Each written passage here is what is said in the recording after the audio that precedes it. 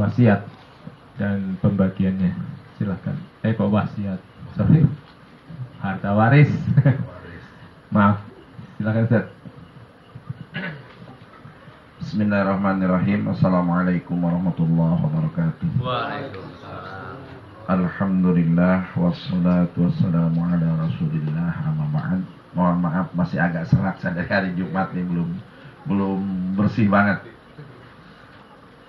Bapak-bapak, ibu-ibu yang dirahmati Allah, alhamdulillah malam ini kita diberi kesempatan untuk belajar ilmu, belajar setengah ilmu yang diberikan oleh Allah. Jadi ilmu faraid atau ilmu mawaris ini setengahnya ilmu yang diberikan oleh Allah. Nanti dalilnya ada dan sangat kuat ya.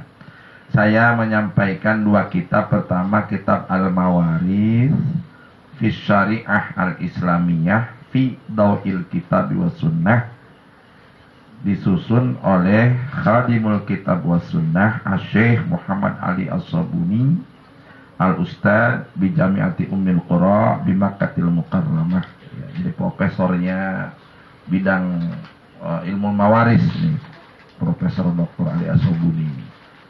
Yang kedua Fiqhus Sunnah karangan Sayyidah Sabiq dari Mesir ya. Saya ingin memulai karena ilmu ini jarang sekali dipelajari. Pertama, mari kita dengarkan ayat Al-Quran An-Nisa ayat 11 sampai 12. Bismillahirrahmanirrahim. Yusikumullahu fi auladikum lidzakari mithlu hazzil unsayain. Fa in kunna nisa'an fawqa isnataini falahunna thulutsa ma tarak. Wa in kanat wahidatan falahan nisf wa li abawayhi likulli wahidin minhum as-sudus mimma taraka in kana lahu walad. Fa in lam yakul lahu walad wa warithahu abawahu fali ummi sulus fa in kana lahu ikhwatun fali ummi sudus min ba'di wasiyati yusi biha audain. Aba'ukum wa abna'ukum la tadruna ayyum aqrabu lakum naf'a faridatan minallah innallaha kana innallaha kana aliman hakima. Wa qala ta'ala walakum nisfu ma taraka azwajukum in lam yakul lahunna walad fa in kana lahunna walad falakum rubu mimma tarakna min ba'di wasiyati yusina biha audain wa lahunna rubu mimma taraktum in lam yakul lakum walad fa in kana lakum waladun falahunna thumun mimma taraktum min ba'di wasiyatin tusuna biha audain wa in kana rajulun yurasu kalalatan aw imra'atun walau akhun aw ukhtun falikuli wahidin minhum as-sudus fa in kanu aktsara min dzalika fahum syuraka'u fi thuluts min ba'di wasiyati yusa biha aw dain ghairu mudar wasiyatan min Allah wallahu alimun halim. An-Nisa ayat 11 sampai 12. Wa qala jalla sya'nu yastaftunaka qulillahu yuftikum fil kalalah in imru'un halaka laysa lahu walad walau ukhtun falanisfu ma tarak wa huwa yaris wa in lam yakul lahu walad fa in kana tasnataini falahu masulutsani mimma tarak wa in kanu ikhwatan rijala wa nisa falidzakari mithlu hadzil unsayain yubayyinullahu lakum an tadillu wallahu bikulli syai'in alim. Jamaah dirahmati Allah, sebenarnya Allah itu sudah menerangkan jelas pembagian warosah atau tirkah. Nah sebelumnya saya ingin menyampaikan dulu kaitan dengan ilmu faraid ini. Pertama, apa yang dimaksud dengan ilmu faraid ya, atau ilmu warosah ya. Beda ini dari segi bahasa ya sebenarnya agak sedikit beda, namun pada pengertiannya sebenarnya sama. Pertama, al-faraid jamak dari faridah ya. Faridah jamaknya faridah. Faraid itu mufradnya faridah, jamaknya faraid gitu. Jadi faraid jamak dari faridah. Wal faridah ma'khudatun minal fardi bimana takdir. Faridah itu artinya takdir, ukuran, takaran itu masuk kayak gitu. Yaqulu Allah subhanahu fanisfu ma faradtum katanya ay qadartum. Wal fardu fi syar'i ya, ilmu faraid menurut syariat itu ialah huwa an-nasib al-muqaddar lil waris, ukuran yang ditentukan untuk ahli waris.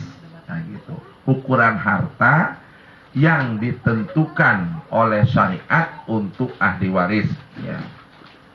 Wa yusamma al ilmu biha ilmul miros atau ilmul faraid. Dinamakan juga ilmul miros atau ilmul faraid. Nah, supaya jelas, makanya nanti lulus dari pesantren Tipiko kan ada yang nanya apa sih namanya ilmu warasah itu kan?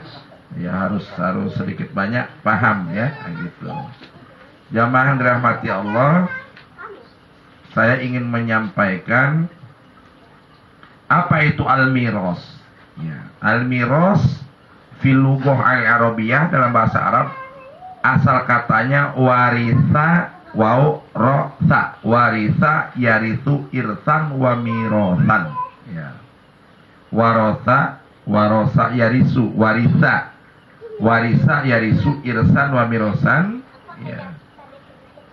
Yuqal warasa fulanun qaribahu wa warithahu abawahu. Qala ta'ala wa warisa Sulaiman Daud. Wa qala ta'ala wa kunna nahnul warisin. Maknal miras bil lughah intiqalu syai', pindahnya sesuatu. Ya, dalam bahasa ini artinya miras itu sesuatu ini berbentuk harta, baik yang kelihatan maupun tidak kelihatan, min syakhsin dari seseorang ila syakhsin ke orang lain, au min qaumin ila qaumin atau dari kelompok ke kelompok lain. Itu namanya miras. Ya. Pindahnya benda atau barang atau hak dari orang yang satu ke orang lain, atau dari kaum yang satu atau ke kaum yang lain, atau dari organisasi yang satu ke organisasi yang lain. Itu namanya miras dalam arti bahasanya. Nah, gitu.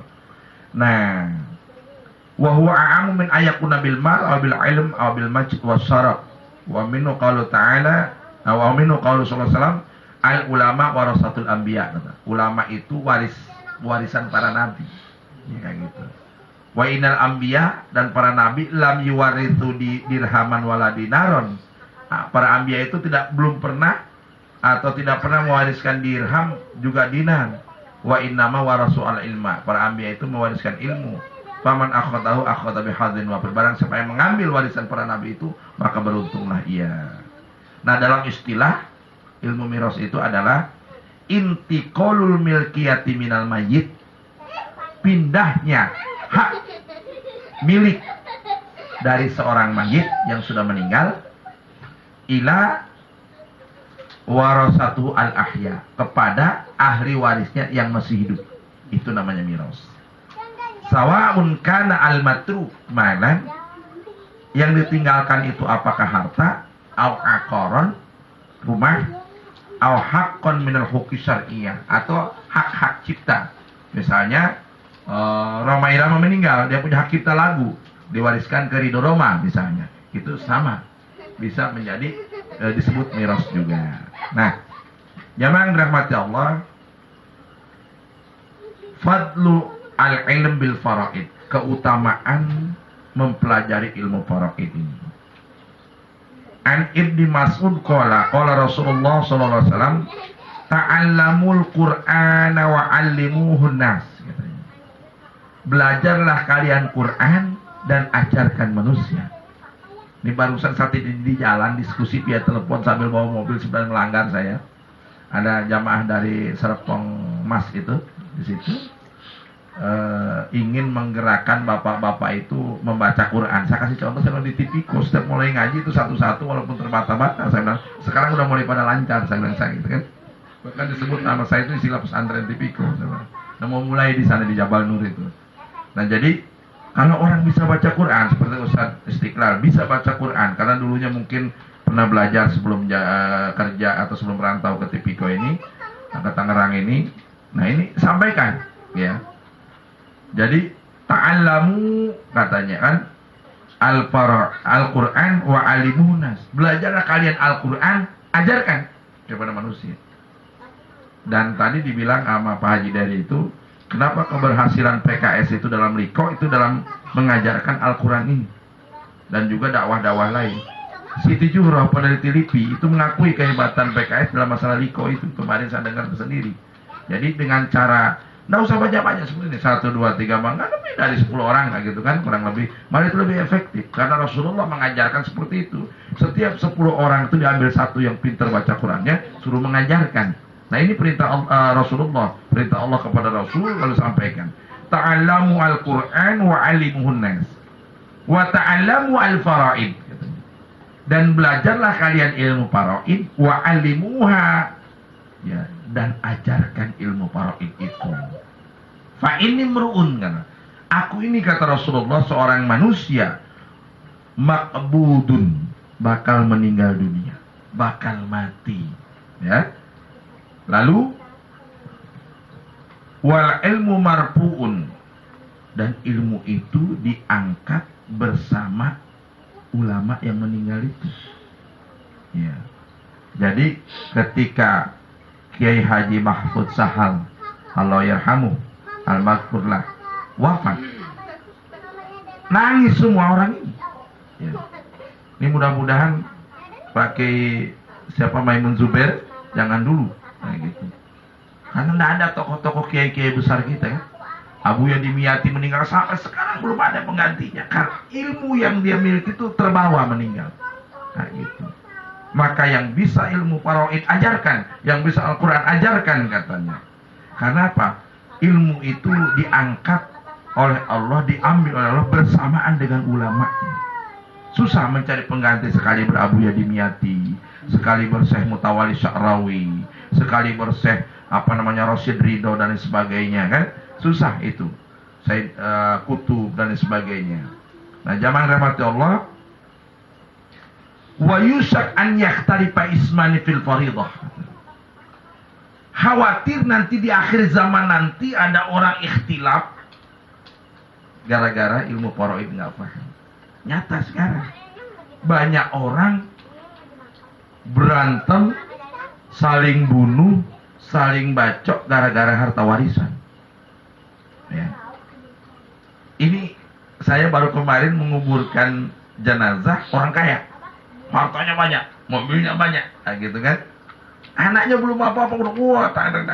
Makanya saya terus terang sampai jujur saya minjem duit nih ke beliau nih untuk nutupi, karena ada musola, airnya dulu almarhum yang ngasih, setelah almarhum wafat belum apa-apa ditulis di situ. Apa kalau ada yang ngambil air di sini katanya, kalau yang mandi di sini katanya burut, katanya, kan, kayak gitu. Akhirnya orang nggak berani mandi di musola itu, kan, kayak gitu.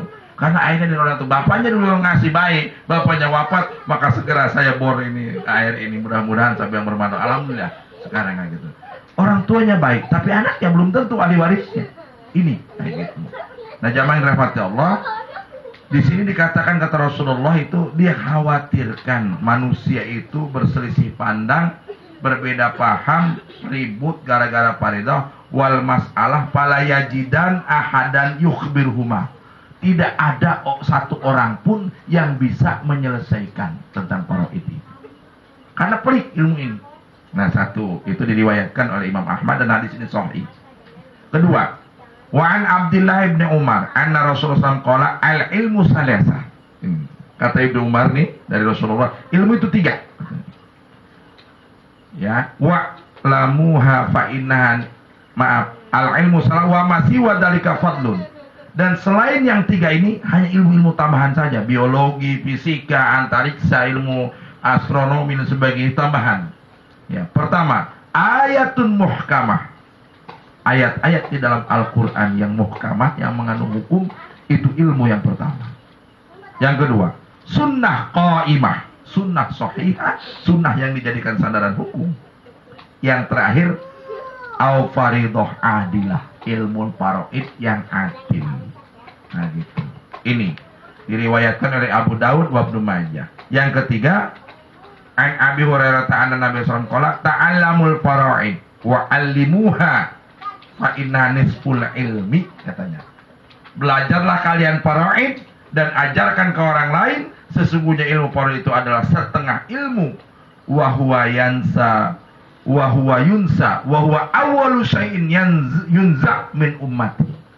Diriwayatkan oleh Ibnu Majah dan Daruqutni. Jadi ilmu faraid itu setengahnya ilmu, dan ilmu yang paling dilupakan oleh umat ini, dan ilmu yang pertama yang akan dicopot dari umat ini. Allahu Akbar. Karena nggak banyak orang yang belum pelajari ilmu faraid ini. Makanya ketika saya dapat SMS dari Ustaz Istiqlal, wah ini agak tantangan juga karena agak sedikit sulit ilmu ini, kayak gitu kan. Dan dia setiap hari kita buka bab toharo, bab sholat, bab puasa, bab zakat, bab haji, banyak orang buka. Bab faraid ini jarang dibuka. Nah, jamaah yang dirahmati Allah, sekarang yang umum-umum dulu. Apa itu tirkah? Tadi apa itu faraid, apa itu miros atau mawaris? Sekarang tirkah. At-tirkah ya mayat trukul mayit minal amwali mutlakon. Sesuatu yang ditinggalkan oleh mayit secara mutlak itu namanya tirkah. Mayit meninggalkan mobil, meninggalkan rumah, meninggalkan motor, itu namanya tirkah. Meninggalkan sawah, meninggalkan ladang, meninggalkan hak cipta, itu namanya tirkah gitu, dalam bahasa ilmu faraidnya. Nah, jamaah yang dirahmati Allah, saya ingin menyampaikan apa namanya disebutnya kaitan-kaitan dengan ilmu faraid ini. Ayat tadi jelas-jelas menerangkan kepada kita bahwa Allah sudah menerangkan, membagi-bagi siapa yang berhak menerima 2 bagian, siapa yang berhak menerima setengah, siapa yang berhak menerima 1/3, 1/4, 1/8. Nah, saya ingin menjelaskan dulu di sini setiap ayat di apa namanya di ujungnya itu lidzakari mislu hadzil unsayain, ya, kayak gitu. Kenapa? Ya, kenapa di sini ada tasaulat, ada pertanyaan? Limadza u'tiyat al-mar'ah nisfu nasibir rajul. Ini yang sekarang diotak-atik oleh ahli orang-orang apa namanya kaum Hawa. Kenapa Islam itu kok dalam pembagian warisan katanya tidak adil? Ya, laki-laki 2 bagian, kenapa perempuan kok 1 bagian? Laki-laki 1 bagian, kok perempuan setengah bagian? Nah, mari kita jawab. Ya, pertama, awalan annal mar'ah makfiyatu al-mu'nah wal hajah. Perempuan itu sudah dicukup kebutuhannya dan keinginannya. Oleh siapa? Panafaqatuha wajibatun ala ibniha, oleh anaknya, au abiha, oleh bapaknya, au akhiha, oleh saudara laki-lakinya, au ghairihim minal aqarib. Perempuan ini banyak ditanggung, bukan menanggung. Satu alasan syariah. Kenapa perempuan setengah, laki-laki 1? Kenapa perempuan 1 bagian, laki-laki 2 bagian? Kedua, al-mar'ah la tukallafu bil infaq ala ahadin. Wanita itu tidak dibebani untuk menerima, mencari nafkah, atau memberi nafkah, atau menafkahi, tapi dinafkahi. Itulah keadilan syariah. Nah, ini harus dijawab kepada ahli-ahli apa namanya yang protes itu. Ilmu faraid bukan nggak adil-adil, karena wanita itu sudah ada yang mengcover, sudah ada yang menanggung, ya, dan dia tidak wajib infak, tidak wajib perempuan itu bekerja, tidak wajib perempuan itu apa namanya mencari nafkah. Yang wajib itu adalah suaminya. Nah gitu. Ini menurut agama. Nah gitu. Kalau gimana usaha perempuan bekerja, tidak ada masalah, tidak melanggar syariat. Tapi agama ketentuan mengatakan perempuan itu menerima infak atau nafkah, bukan memberi nafkah. Di khilafi rajul, lain laki-laki, fa'inau mukallafun bil infak alal ahli wal akriba. Jadi laki-laki itu punya kewajiban berat untuk memberikan nafkah kepada keluarganya dan kepada kerabatnya. Makanya dia dapat 2 bagian, perempuan 1 bagian. Wa ghairuhum mimman tajibu alaina nafaqatuhu. Dan juga yang lain, pembantu yang ngegaji ya suami, anak yang memberi nafkah ya suami, istri yang memberi nafkah ya suami, tukang kebun yang memberi gaji ya suami. Maka suami itu lebih besar tanggung jawabnya dibanding perempuan atau istri. Ketiga, nafaqatur rajul aksar. Ya, jadi nafkah yang harus dikeluarkan laki-laki itu banyak. Wa iltizamatu al-mali adkham. Tanggung jawab masalah materi atau finansialnya itu besar. Nah gitu. Fahajatu inal mal akbar min hajatil mar'ah. Oleh karena itu, seorang laki-laki itu kebutuhan terhadap harta itu lebih besar daripada perempuan. Maka dia diberikan dua bagian oleh Allah. Yang keempat, ar-rajul yadfa' mahran lizaujah. Laki-laki itu harus membayar mahar kepada perempuan. Perempuan menerima mahar, bukan membayar mahar. Maka tanggung jawab laki-laki berat.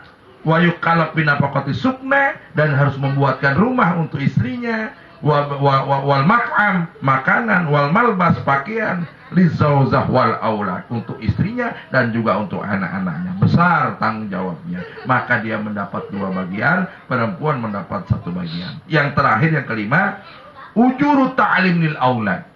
Upah mengajar anak, manggil guru privat ke rumahnya. Siapa yang nanggung upah guru ini? Ya bapaknya, bukan ibunya, kayak gitu kan. Wa takalifil ilaj wad dawa lizauja wal abna. Tanggung jawab memberi obat, pengobatan, berobat dan sebagainya. Tanggung jawab orang tua laki-laki atau laki-laki. Yadfa'uha ar-rajul dunal mar'ah. Laki-laki yang tanggung jawab, bukan perempuan. Maka keadilan Islam dalam ilmu al-mawarith, dalam ilmu al-faraid, laki-laki itu mendapat dua bagian dibanding perempuan. Itu jawaban sekilasnya. Nah, jamaah dirahmati Allah, saya ingin menyampaikan al-huquq al-muta'alliqah bitirkah. Hak-hak yang kaitan dengan harta yang ditinggalkan oleh mayit. Ya. Pertama, ya, al-haq al-awwal. Ketika seseorang meninggal dunia, yabda min tirkatil mayyit bitakfinihi wa tadhizi ala nahwi alladhi sabaqa dzikru fi babil janaiz. Ketika seorang meninggal dunia, apa dulu yang dikeluarkan dari hartanya?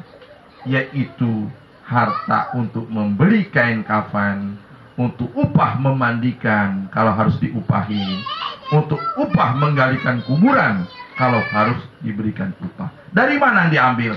Dari tirkah yang pertama. Jadi seorang kalau meninggal dunia, awal yang dikeluarkan itu dulu, untuk beli kain kafan, memandikan, dan juga menguburkan. Satu. Yang kedua, al-haqqus tsani, hak si mayit. Qada'u duyunih, mengqada', melunasi hutang-hutang. Ya.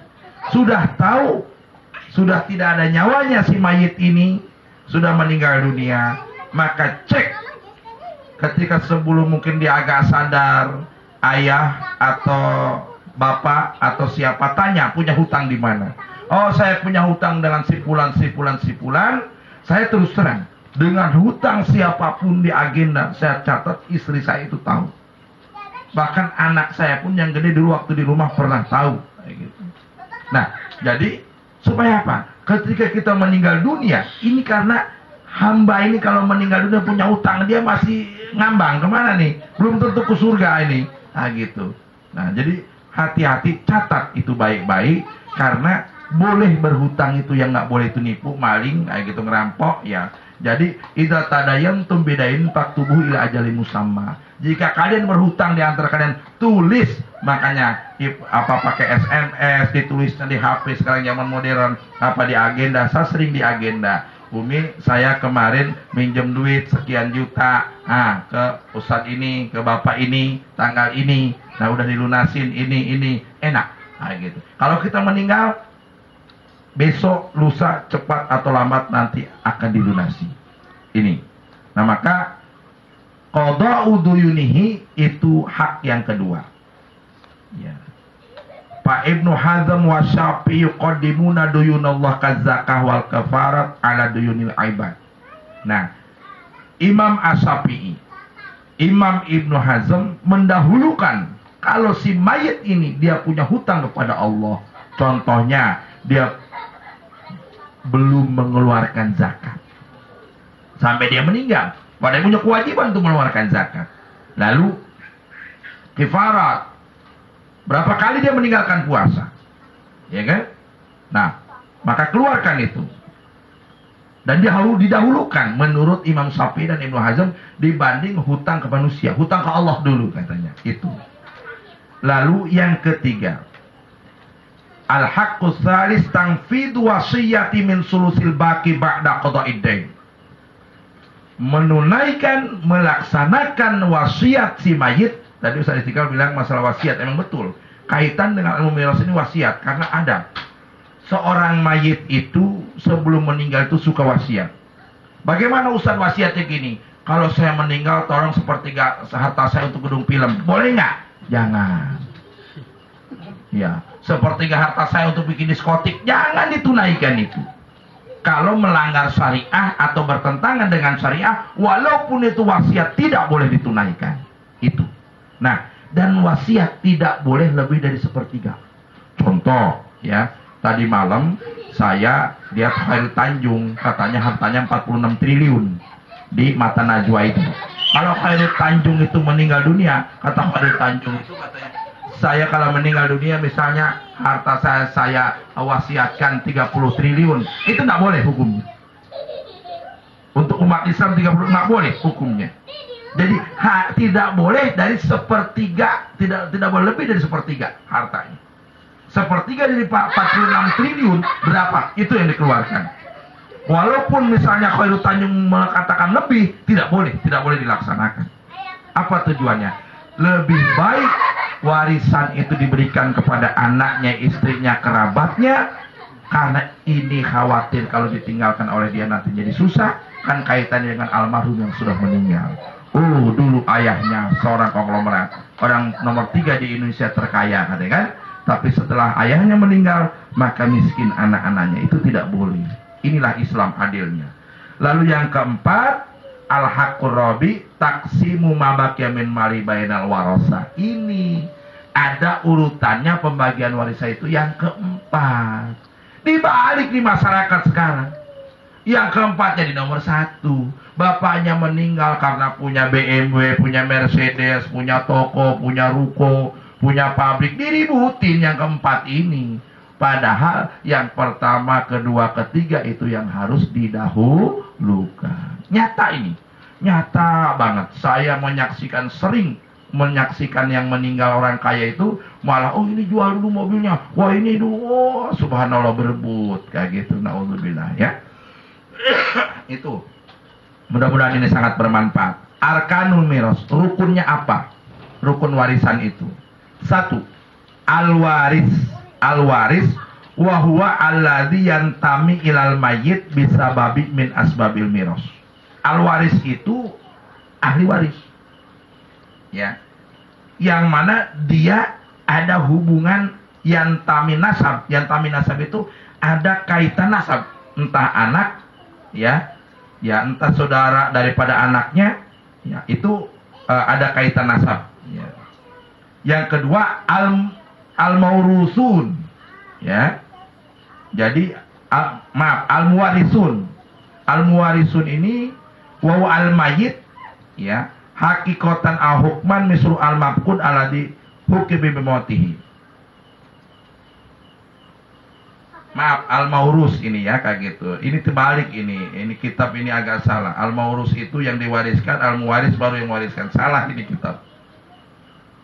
Ini saya nggak teliti ini. Jadi al-muwaris gitu namanya. Ini terbalik nomor 2 itu. Jadi si mayit baik dia itu meninggal hakikoh, meninggal sesungguhnya, udah nggak bernyawa, atau seperti korban M370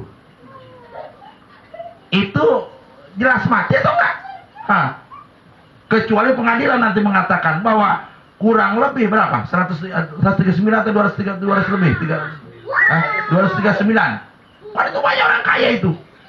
Oh, miliarder juga ada dari Amerika itu yang ahli senjata. Nah gitu. Nah, ini hukumnya mati atau enggak? Nah, ini kalau orang baik tenggelam atau hilang, nggak ketahuan di mana rimbanya, maka ini harus ada keputusan pengadilan bahwa dia hukumnya mati atau belum mati.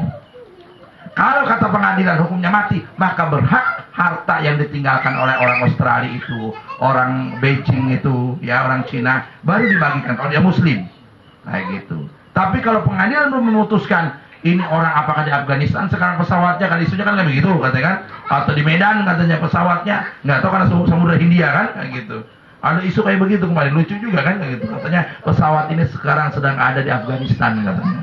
Wah, ada-ada aja saya bilang kan kayak gitu. Orang udah lautan Hindia mungkin kan kayak gitu. Jadi al-muwaris itu adalah si mayit. Nah, al-maurus itu yusama tilkah. Jadi ada 3 rukun itu. Yang menerima disebut al-waris, yang memberikan bukan memberikan karena sudah meninggal, al-muwaris yaitu yang meninggal dunia, al-maurus itu barang yang ditinggalkan atau tilkah. Itu 3 rukun miras. Nah, kenapa ada sebab irs, asbabul irs, harus diwariskan harta ini? Kenapa? Ya, pertama yastahiqul irs bi asbabis salasa. Ada 3 sebab. An-nasab al-hakiki, ya, yang boleh, sebab boleh diwariskan harta dari si mayit kepada ahli warisnya. Liqaulillahi ta'ala wa ulul arham ba'duhum aula bi ba'din fi kitabillah. Dan orang-orang yang satu rahim itu lebih berhak menerima warisan dalam kitab Allah ini. Orang yang satu rahim dilahirkan, saya, kakak saya, kakak perempuan saya nggak punya adik, itu berhak menerima. Jadi satu rahim itu lebih berhak dibanding yang lain. Maka nanti ada, kenapa kok ini saudaranya nggak dapat? Namanya mahjub, ketutup. Ada mahjub biasa, ada mahjub hirman namanya kayak gitu. Kenapa nggak boleh? Haram menerima. Walaupun dia anak, seorang anak ada haram